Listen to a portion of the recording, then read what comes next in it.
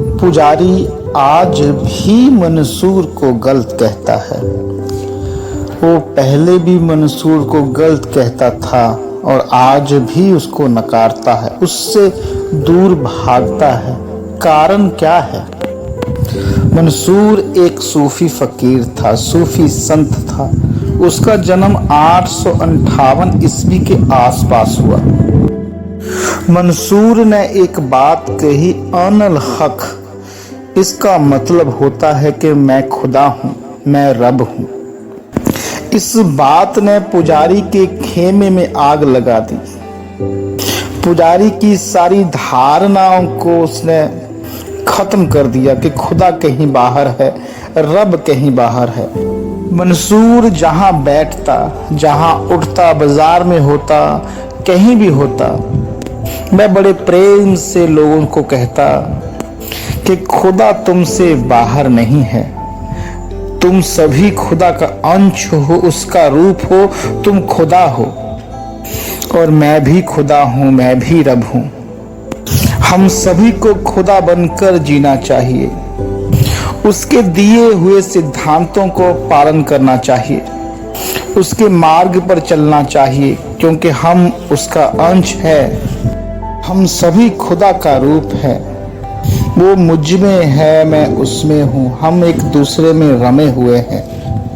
यह बात मंसूर डंके की चोट के ऊपर कहता।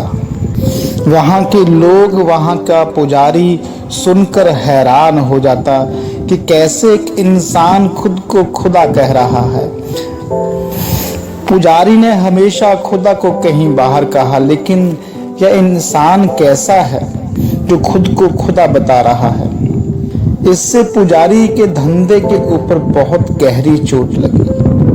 लोग मंसूर को सुनने लगे, उसकी तरफ आकर्षित होने लगे, मंसूर की चर्चा होने लगी।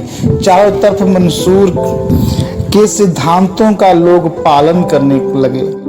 हर महफिल में बस मंसूर की ही चर्चा थी। सतगुरु रविदास महाराज जी ने भी 600 साल पहले इस बात का जिक्र किया है कि मेरे और परमात्मा में कोई अंतर नहीं।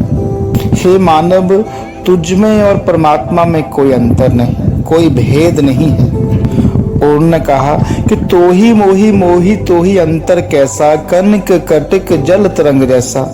सतगुरु रविदास महाराज जी कहते हैं कि हे परमात्मा, तेरे और मेरे में अंतर क्या है? अगर तू सोना है तो मैं तुझसे बना गहना हूं, अगर तू जल है तो मैं तेरी तरंग हूं, मैं तेरी लहर हूं। तुझसे जुड़ा हुआ हूं, तुझ में रमा हुआ हूं, तुझ में समाया हुआ हूं, तू मुझ में समाया हुआ है। तू मेरा अंश है, मैं तेरा अंश हूं। सतगुरु रविदास महाराज जी कहना चाहते थे, परमात्मा कहीं दूर पहाड़ पे बैठा नहीं हुआ है। खुदा कहीं दूर, कहीं पर्वत पर नहीं रहता है, किसी जंगल में नहीं रहता है कि हे मानव, तू खुदा का अंश है। गुरु ग्रंथ साहब में भी कहा गया है, मानव तू ज्योत स्वरूप है, अपना मूल पहचान। हे मानव, तू उस ज्योत का अंश है, तू उस परम ज्योत का रूप है। अपने मूल को पहचान, अपनी जड़ को पहचान कि तू उस खुदा का हिस्सा है, तू परमात्मा का हिस्सा है, कि तू खुदा है, तू रब है, तू ही परमात्मा है।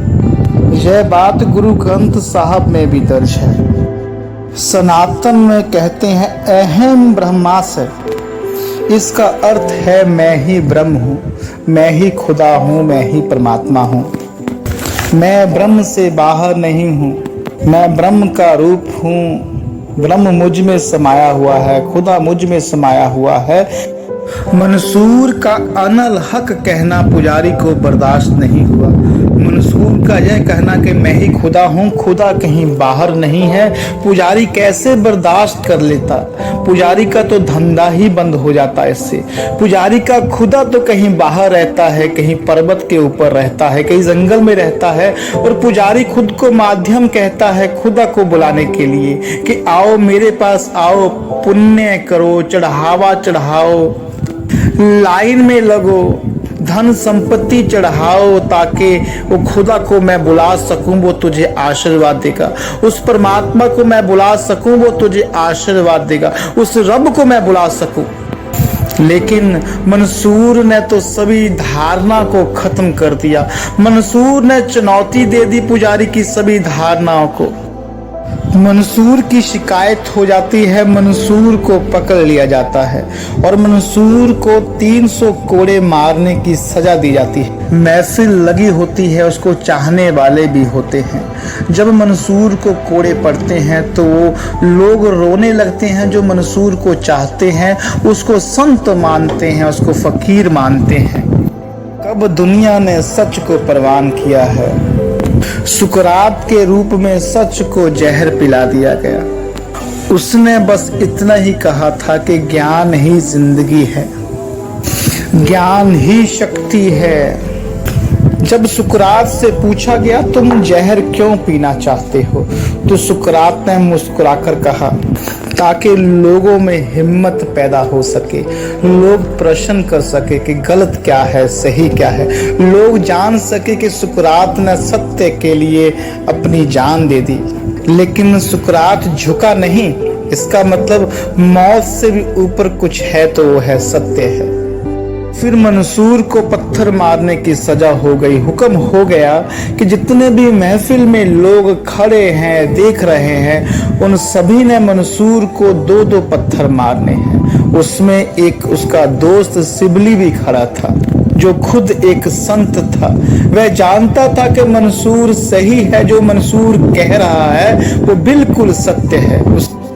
उसका दोस्त सिबली उसके साथ रहता था और मंसूर की रग रग को जानता था कि मंसूर जैसा फकीर इस दुनिया में दूसरा नहीं है, जिसने खुदा को जान लिया, जिसने खुद को जान लिया। अब तो उसके मन में भी दुविधा थी कि मुझे भी अपने दोस्त को पत्थर मारने पड़ेंगे, क्योंकि हुक्म हो गया कि अगर कोई पत्थर नहीं मारेगा तो उसको सजा दी जाएगी। उसने क्या किया कि भीड़ है, मुझे कोई नहीं देखेगा। उसने 2 फूल उठाए, लेकिन मंसूर की नजर उसके ऊपर पड़ी। उसने जब फूल उठाकर मंसूर के ऊपर मारा तो मंसूर चिल्ला उठा।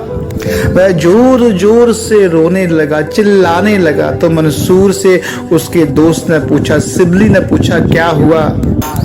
कि लोग पत्थर मार रहे थे, तू चुप था, लेकिन मैंने फूल मार दिया और तू चिल्लाने लगा, तू रोने लगा। मंसूर ने कहा कि इन लोगों को कुछ भी मालूम नहीं है, ये तो ज्ञानता में फंसे हुए हैं, इनको मालूम ही नहीं है ये क्या कर रहे हैं। लेकिन तू तो जानता है, तू तो साक्षी है, तू तो मेरा दोस्त है, तू खुद एक फकीर है।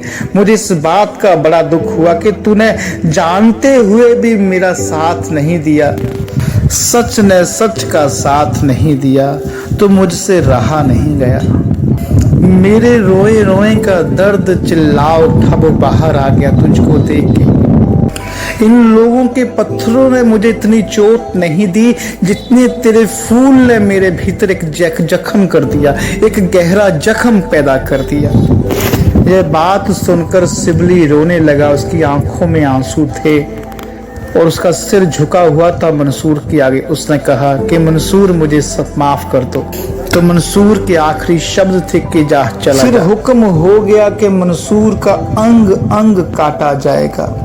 जल्लाद आया और उसने मंसूर की तरफ देखा, मंसूर की आंखों में देखा। मंसूर की आंखों में वही तेज था और मंसूर मुस्कुरा रहा था। उसने मंसूर के पैर बांधे और पैरों को काट दिया।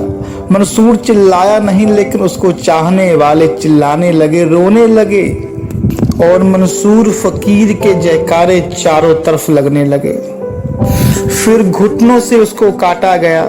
मंसूर ने अपना खून लिया, हाथों पे लगाया, बाजुओं के ऊपर लगाया, चेहरे के ऊपर पूरा खून लगा दिया। तो किसने पूछा, मंसूर तू ये क्या कर रहा है?